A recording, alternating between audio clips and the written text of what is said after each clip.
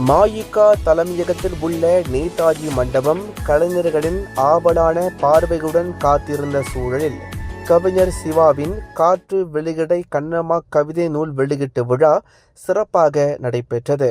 விழாவின் தொடக்கமாக எழுத்தாளர் விஜயராணி வரவேற்புரை நிகழ்த்தினார். அதன் பிறகு கவிஞர் மு. மணிக்குமார் தனது வாழ்த்துரையில், காதல் சொட்ட சொட்ட கண்ணம்மாவை காதலிப்பீர்கள், சிவா ஆளுமை மிக்கவர் என்று கூறி கவிஞரை பாராட்டினார். நூலாய்வு செய்த வீரமோகன் வீரபுத்திரன், சிவாவின் கவிதைகள் உணர்வுகளை உள்வாங்கி எழுதப்பட்டவை. பாடலாசிரியராக தேவையான அனைத்து திறமைகளும் இவருக்கு உள்ளன என்று பாராட்டினார். இதைத் தொடர்ந்து ஜமுனா வேலாயுதம், இப்போது முண்டாசு கவி இருந்திருந்தால் முண்டாசையை உனக்கே கட்டியிருப்பார் என்று கூறிய போது அரங்கமே கைத்தட்டலால் அதிர்ந்தது. நூலாசிரியர் கவிஞர் சிவா மேடையில் உணர்ச்சிமயமான உரையாற்றினார்.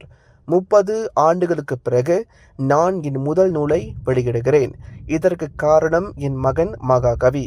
முன்னமே இதை செய்திருந்தால் காலஞ்சென்ற என் அம்மா இன்னும் சில ஆண்டுகள் வாழ்ந்திருப்பார் என கூறிய போது அரங்கமே அமைதியாகியது.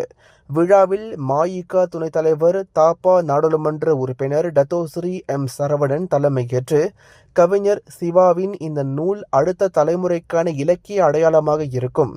ஆய்வுகளுக்கு உட்பட்ட படைப்புகளாக இது கருதலாம். காற்று வெளியிடை கண்ணம்மா கவிதைகள் வாசிப்பவர்களின் மனதை கொள்ளை கொள்ளும்.